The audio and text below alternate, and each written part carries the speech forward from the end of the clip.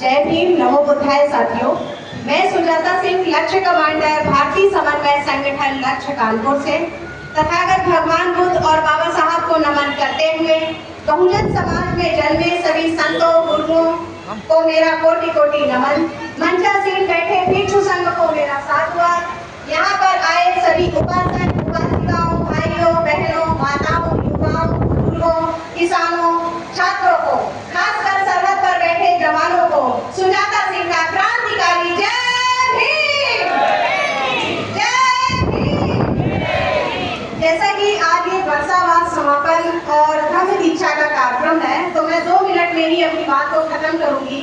हमारी सीनियर बहन लक्ष्य कमांडर संगीता गौतम जी ने अपने बेहतरीन विचार यहाँ पर रखे हैं। हमारे देश विदेश से आए भंडेरी लोगों ने भी अपने विचार बेहतरीन तरीके से रखे हैं। मैं कम शब्दों में अपनी बात को खत्म करूंगी।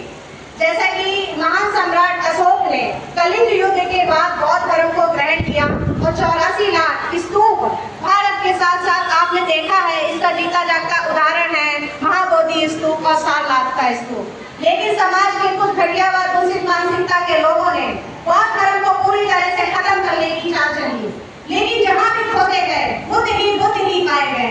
और इसी श्रृंखला को आगे कंटिन्यू रखा डॉक्टर भीमराव अंबेडकर जी ने। आज से 2 दिन बाद 14 अक्टूबर 1956 में बाबा साहब ने नागपुर में बौद्ध धर्म की दीक्षा ली 22 प्रतिज्ञाओं के साथ। 5 लाख से भी ज्यादा लोगों ने बौद्ध धर्म को ग्रहण किया। बाबा साहब ने हमारे जो देश के संविधान रचयिता है, जिन्होंने हम महिलाओं को, स्त्री और पुरुष को, जो हमारा समाज सदियों से जाति धर्म मजहब और छुआछूत की बेड़ियों में जकड़ा हुआ था, उसको तोड़ करके बाबा साहब ने संविधान लागू कर हमारे समाज को एकता, स्वतंत्रता, बंधुता और करुणा और मैत्री की भावना के साथ बराबर लाके खड़ा कर दिया। बाबा साहब ने हम महिलाओं को समता समानता का अधिकार दिया, पुरुषों के बराबर लाके खड़ा कर दिया।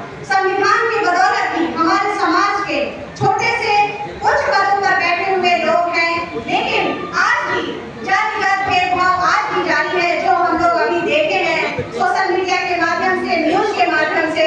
उसका उदाहरण है, हमारे समाज का कोई भी व्यक्ति उच्च पदों पर बैठा होता है तो उसको आज भी जाति के आधार पर देखा जाता है। हम ऐसे आजाद भारत में रहते हैं, यहाँ पर सभी धर्मों का समन्वय है। आज हम कुछ भी है तो सिर्फ और सिर्फ हमारे मसीहा एक ही है, वो है बाबा साहब। और इसी बाबा साहब को जिंदा रखा या उनके कामों को आगे बढ़ाने का काम किया श्री मानवर काशीराम साहब ने। घर घर, गली गली, मोहल्ले मोहल्ले, झुग्गी झोपड़ियों में जा जाके उन्होंने अपने बहुजन समाज को जगाया और एक साथ लाके खड़ा कर दिया। साथियों, मैं कुछ पंक्तियों के माध्यम से जो अपने देश के हालात हैं, इस पर मैं कुछ नजर डालूंगी और फिर मैं अपनी वाणी को विराम देना चाहूंगी।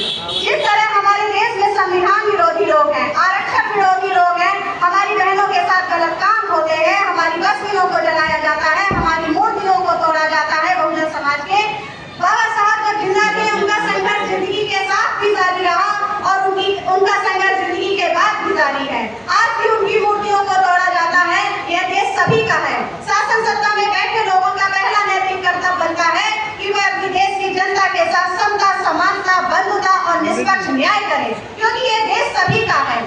और मैं अपनी वाणी को विराम देने से पहले चंद पंक्तियां मैं बोलना चाहूंगी। मत करो लहू से दूषित अपनी पावन गंगा, मत करो लहू से दूषित अपनी पावन गंगा, रंग भेद और जाति धर्म का कभी न हो बेगंगा। राष्ट्र धर्म को मत भूलो, लहरा दो गगन तिरंगा, और मानवता का पाठ पढ़ाओ, सत्य करो मत नंगा।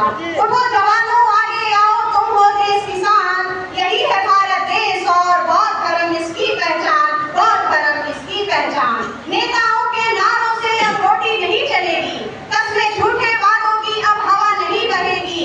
हर व्यक्ति हो शिक्षित, हाथों से कलम चलेगी और भक्ति शक्ति की धारा भी अब एक समान बहेगी। अमन और चमन के लिए हो जाओ बलिदान, यही है भारत देश और बौद्ध धर्म इसकी पहचान, बौद्ध धर्म इसकी पहचान। हिंदी भाषी हम हैं, यह भारत देश हमारा, कल कल बहती रहती है गंगो जलज की धारा। सारे जहां से अच्छा यह भारत देश हमारा, याद करो शेखर सुभाष का इंकलाब का नारा। इनसे लेकर सागर तक मानो स्वर्ग समान, यही है भारत देश और बौद्ध धर्म इसकी पहचान, बौद्ध धर्म इसकी पहचान। साथियों, मैं सिर्फ इन पंक्तियों से यह समझाना चाहती हूँ, हमारा समाज एकजुट रहे, एक साथ रहे, एक साथ आगे बढ़े।